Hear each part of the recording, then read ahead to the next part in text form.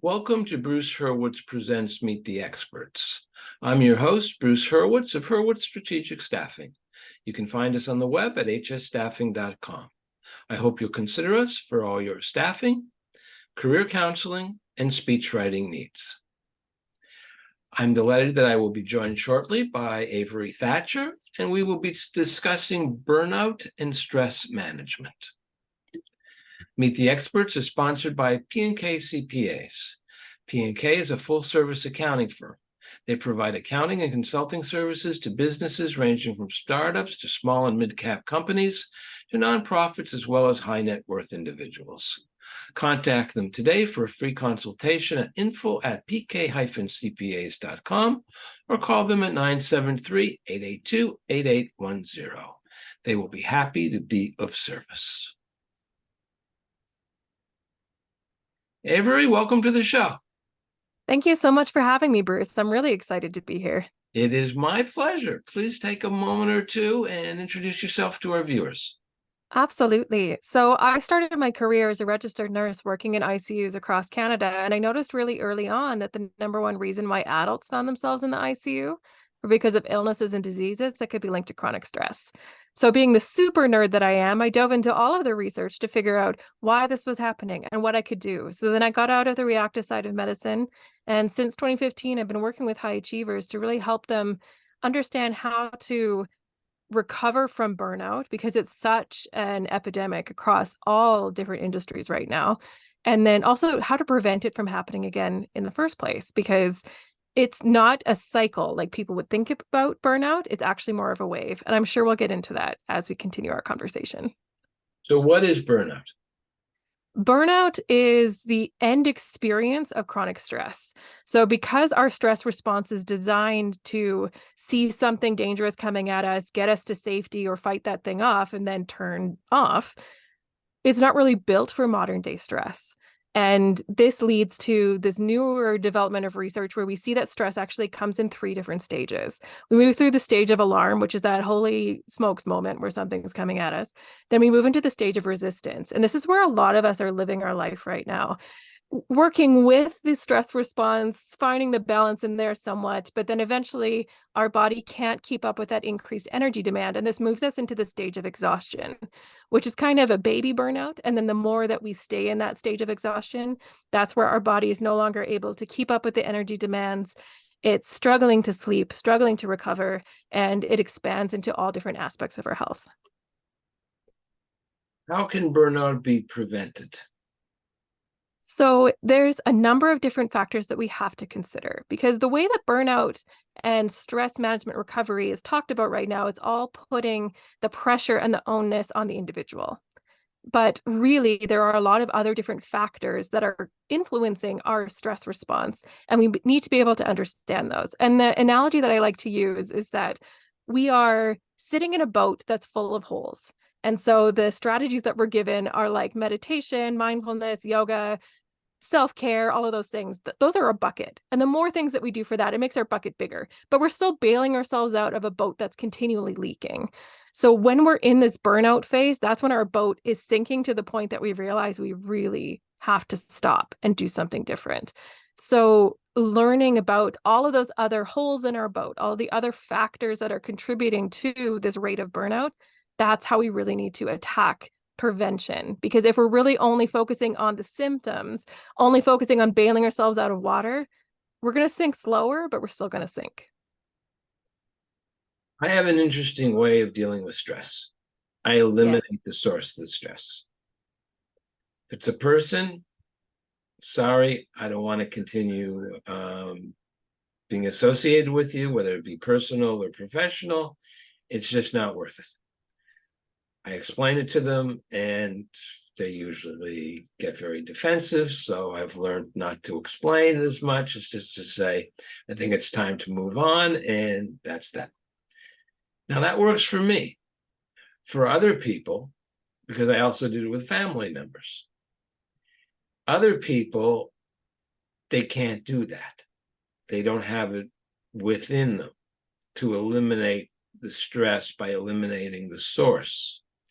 So if you can't eliminate the stress, that's when, and this is a question, the other modalities come in, the yoga, the exercise, the medication. Yes, definitely sometimes.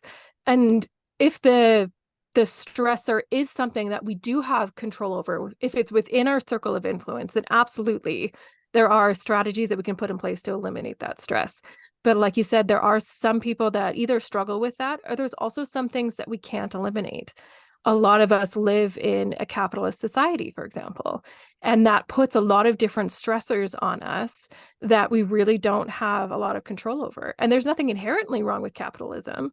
It's just our experience of it and different people's experiences of it can really widen some of those holes. So the push for earning enough for this material wealth, those kinds of things are something which we can do about, but we have to be able to name them first.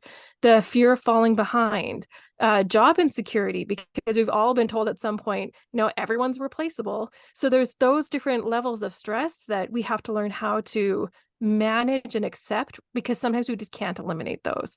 The different generational gaps really can affect our experience of stress. And I can't change the fact that I was born in the early 80s.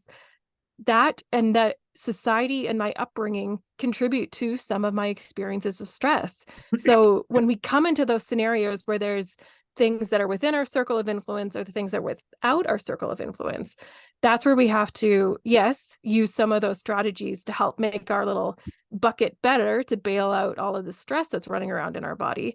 But there's also ways that we can create more clarity to know what actually is affecting us and what can we do to work with that rather than against it. Because it's a lot of the resistance and the pushing against the things that we really don't like and don't want, but don't have control over, that increases our experience of stress.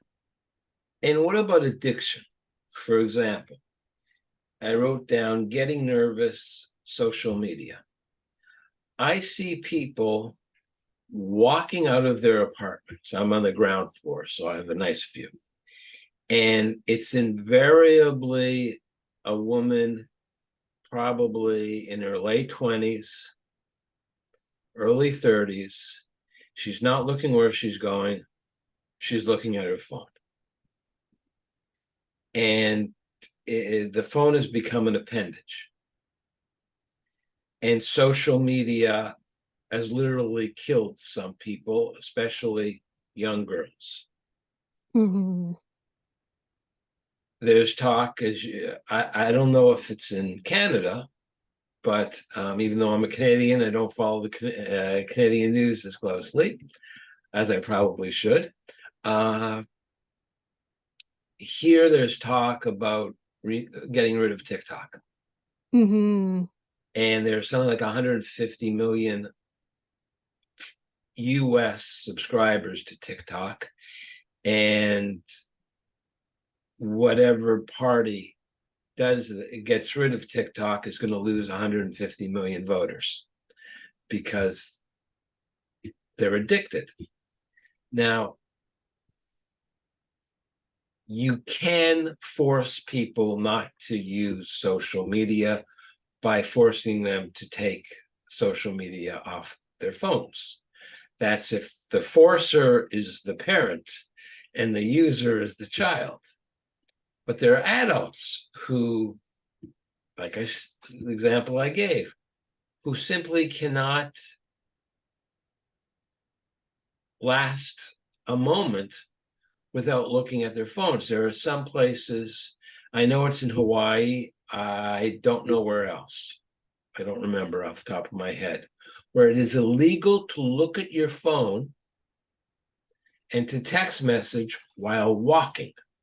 It's illegal everywhere when you're driving, but also walking. Because I don't know if you've seen it, but idiot starts to cross the street, doesn't pay attention that the light has changed, and you know what almost happens. Mm-hmm. And in New York, you have bike lanes. And the bicyclist who is not texting but is watching where they're going, slams into a person who is looking at their phone. That has to be stressful to be addicted to an appliance. Yes. And I think when we focus more on removing something like TikTok or taking the social media off our phone, we are leaving our nervous systems in a dysregulated state. So people are going to still look for something else to fill that gap. And this is where understanding the two different kinds of self-care can be really helpful, because things like overeating or binge watching on a streaming platform or glued to your phone, those things are passive self-care. These are the ones where we're really just looking to tune out and turn off. They don't fix anything, because when you stop your scrolling and you come back to your real life, it all hits you again like a bus. But it's still giving you that little moment of reprieve. So if we take away social media, the body will look to regulate in a different way and it'll replace it with something else. So instead, we need to look more at the systemic problem.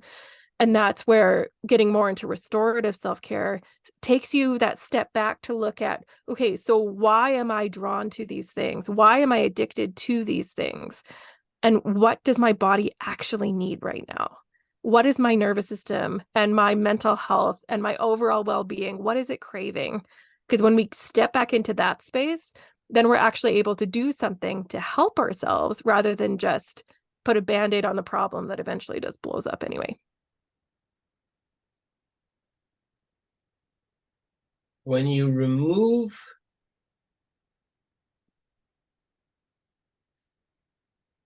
let's take the scenario that I started with. The parent tells the child, say goodbye to TikTok, it's off your phone.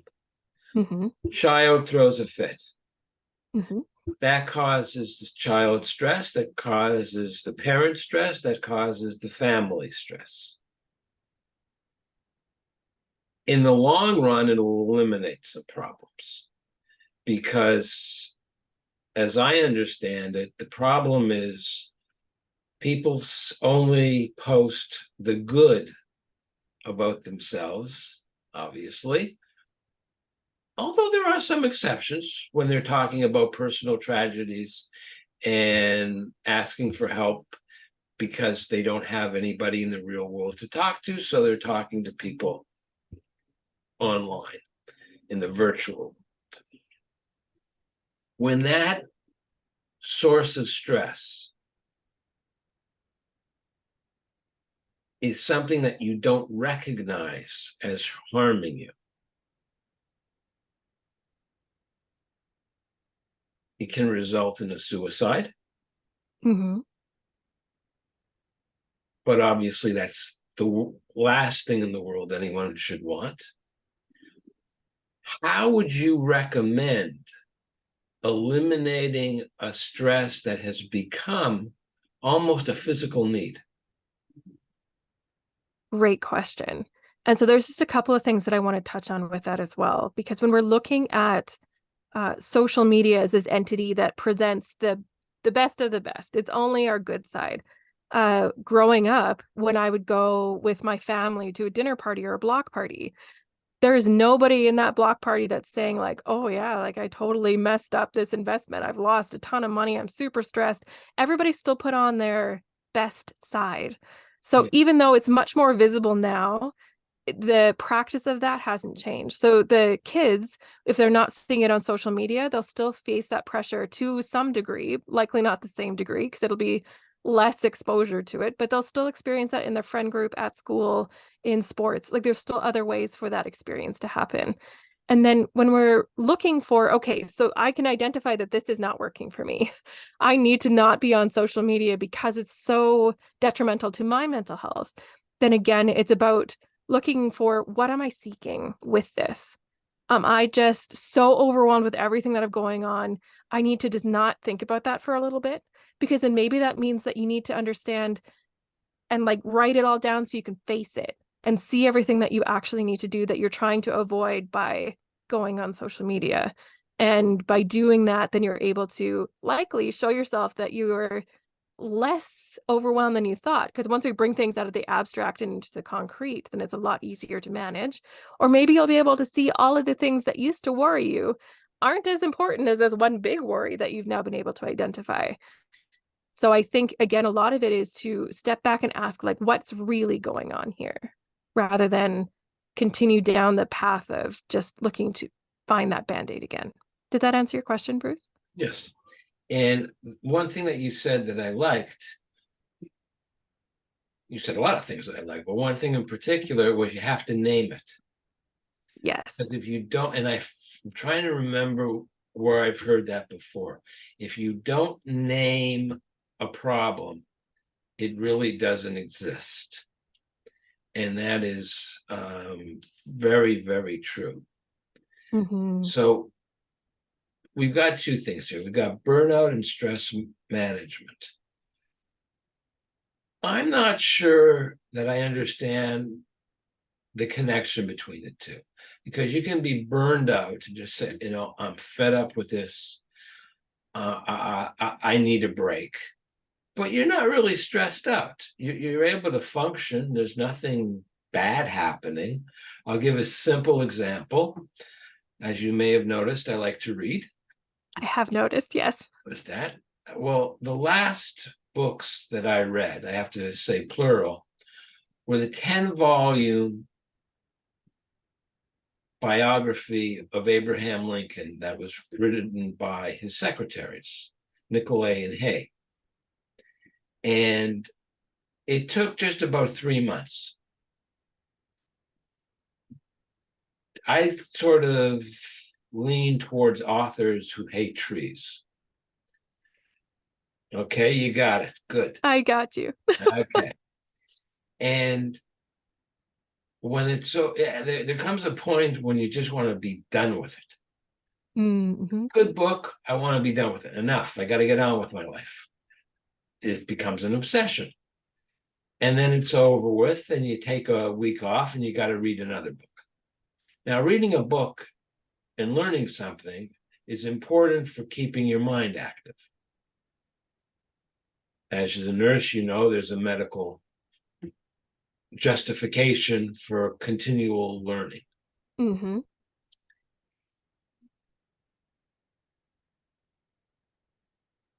You can be burnt out from work, you can be burnt out from doing an activity, but it doesn't necessarily mean you're stressed. You're just sort of fed up with it. And once it's over with, you're fine. It hasn't in any way, shape, or form made your life difficult. In a way, it's been helpful, something to read before you go to bed, although I don't recommend reading about the battles of the Civil War before you fall asleep, because you may not have such a pleasant dream. But that's beside the point. How do you go from a situation? How do you know that you're getting into a situation where you're going to have real burnout and real stress and stop it before it happens? How do you know? How can you project what's going to happen in the future? Great questions. And you're actually walking around the idea that there's actually more than one kind of burnout. Often when we think of burnout, we think of the burnout that's associated with stress, but there's actually 4 different kinds. And we are complex beings. We can't just say that you're either stressed or not stressed, burnt out or not burnt out. You either have energy or don't have energy. There's actually 4 different energy components, different energy batteries that we need to be aware of and charge throughout the day and over the course of a week also. And these are physical energy, which is what we typically associate our energy levels with, is that you either have lots of energy to move through your day or you're just exhausted and want a nap. We have mental energy, your ability to make really complex decisions, to solve these problems, to have more capacity for learning. And then we also have emotional energy, which is our ability to manage our emotions, not get caught up in gossip and drama, to not feel completely irritable all the time. And then the last one is fulfillment burnout. And so it sounds like with the author that hates trees and the big long epics that you read with all these different volumes, maybe you're getting a little bit of fulfillment burnout in there, because mentally you're up for it. Physically, you're up for it. Emotionally, you're okay to read these books, but you're just missing that piece. It doesn't really seem to charge that fulfillment energy anymore. So when we're looking at how to know if I'm on the path to burnout, looking at which one of those energy batteries just isn't getting charged on a regular basis, which one is sitting really, really low. And that's a really good sign for us to start to become aware of, because it helps us recognize burnout in one of these different spheres. One of the people that I brought on my podcast, he had it all together. From the outside, everybody would think that he was living the life. He was a concert pianist. He was playing Carnegie Hall. He was traveling around the world. And on paper, looked like he was living his best life. And he just felt so guilty because he wasn't enjoying it. He just didn't feel fulfilled from it. And so once he realized that it was that fulfillment burnout that was really affecting him, that he was able to, again, take that step back, have a broader look at things, and create a path that was really going to work for him. So it's really when we feel like something's off, or when we feel like one of those energy levels just never seems to get back up to the top, those are some of our early warning signs. Other early warning signs are sometimes really hard for us to see. So you talk about red flags. I heard this a long time ago on a TikTok video, and I can't remember who it was, and I really wish I did. So if you're listening right now and you know who it is, please send me an email so I can credit this person. But they said sometimes we can't see our red flags because they're pointed at us. So we only see that skinny edge.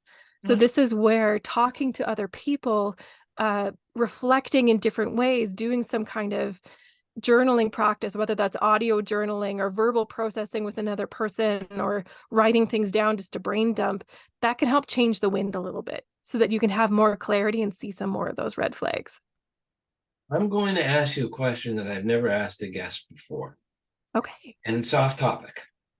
Okay. The picture behind you, is it Yes. curved? Sorry, is it? Is it curved? Nope, Or is it that's the flat? fisheye of my camera lens, I think. Okay. It's been driving me crazy. I couldn't figure Yes. what is going on here. All right. It's a very nice picture. I have nothing against it, but I couldn't figure out exactly what you had there. So now I know that you're talking into a microphone and not a fan. That we got out of the way before we started. That's right. Now, to get back to our topic. One of the things you said that you would teach our viewers was how to stop perpetuating burnout culture.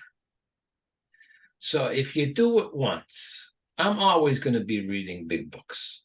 That's why God invented the Kindle, because some of these books, like these here that are very thick, you can't read in bed. You can read them in bed if they're on the Kindle. How do you stop perpetuating burnout culture? Now, you said in the workplace. I don't care if it's in the workplace or in someone's personal life, just in general. What I assume you mean by burnout culture is that you're just constantly burning out from whatever activities you're doing. So how do you stop it? So first, we have to realize that burnout is actually not a cycle, it's a wave. So typically when we think about burnout, we think that Sound like Einstein and light, that it's particles and waves and what have you. Exactly. I told you I was a nerd, Bruce. So here it is coming out. Okay. Yes.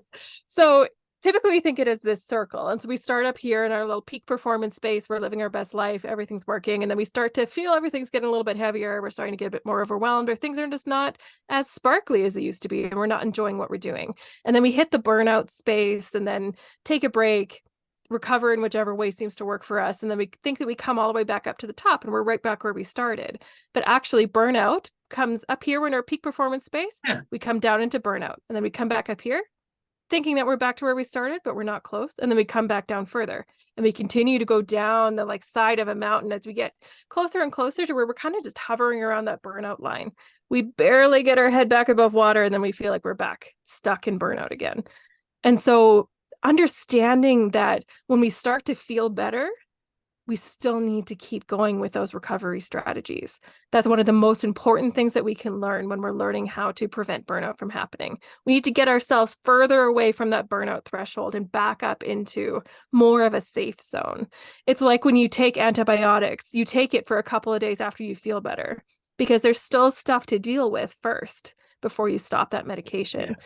So that is definitely an important piece of the puzzle. And then also another way to really prevent that perpetuating wave of burnout culture is, again, like we've been talking about, to become more aware of the things that are affecting you.